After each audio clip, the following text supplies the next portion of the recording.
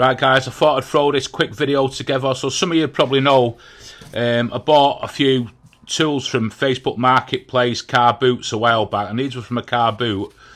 And I paid £5 for all three of these. They're old Stanley chisels. I don't know how old they are, but you can tell they've had quite a bit of use and a little bit of work, and I just thought I'd get them in and I'd use them as me sort of like rough set of chisels. So this is all good practice. I just wanted to use this for practicing.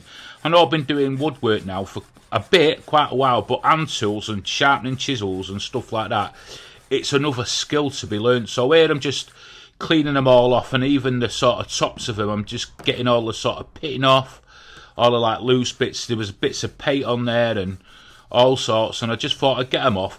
Now the steel on these look quite good, so this is why I want to keep them, and they feel really good in the hand. So on the back of the chisel there, I can tell straight away it's going to need quite a bit more work doing to it. So it was just a bit of trial and error, getting things right, making sure, you know, I'm doing it to the best of my ability. And it just goes to show you don't have to buy mega expensive chisels. I've got two really good sets of chisels, which you've not seen yet because I've got a set of them up. But you know, you don't have to go out and buy really expensive chisels. I got these, like I say, for £5 from a car boot sale, and I'm well over the moon with them. I wish now I just sort of like did the same, bought more from sort of car boots, antique centres, that kind of thing. Because what you find with the older sort of tools, the steel quality is a lot better and whatever. And this one was chipped, it had a chip in it. So I thought this is good practice in itself to get a chip out. I mean, it was a bit time consuming, don't get me wrong, but it was worth it in the end. And as you can see here, I'm looking for the angle because the angles just didn't appear right, and they were just slightly out. So whoever's sharpened them in the past had not done it sort of right, I think, but obviously them angles weren't right. So I got them to a primary bevel of 25 degrees, then I put a secondary bevel of 30 degrees on them. And I'm just going back, I'm just going through the grits. I start off at like 300 and go up to sort of 1,000 grit with these. You see people that go scary sharp. Do you really need scary sharp? I don't really think you do, to be perfectly honest with you. I mean, it's not something... I'm just an hobby woodworker. I'm just, you know, I'm going to make things. It's not all about getting your chisel scary sharp and, you know, none of that. So, guys, I would like to ask you a massive, massive favour. Help defeat the YouTube algorithm, and if you would you mind subscribing to my channel, hitting the notifications and hyping the video.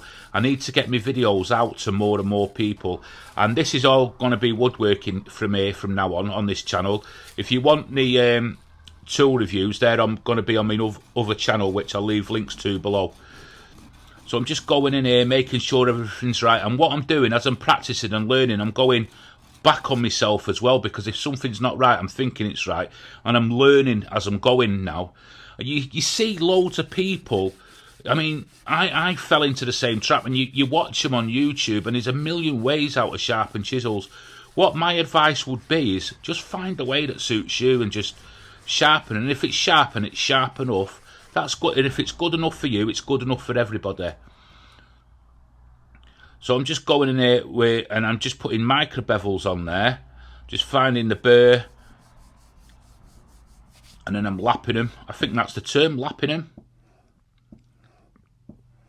And I did try a bit of freehand sharpening on this video as well, which was rather interesting. I was quite surprised how well I actually got the chisel. And I'm just coming back, removing the burr there, and I'm happy with that. Overall, I'm happy with that. That's good enough for me. That is good enough for me. So let me know where you're all from, guys. I've not been asking that on some videos, and one of the viewers pointed it out to me on a comment. So yeah, let me know where you're all from. It's nice to know what countries you're all watching from.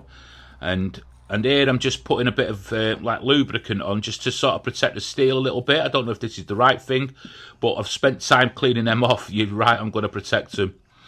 And there's a bit of pride in your tools, you know, when you can do this yourself. Like, you tend to look after them more.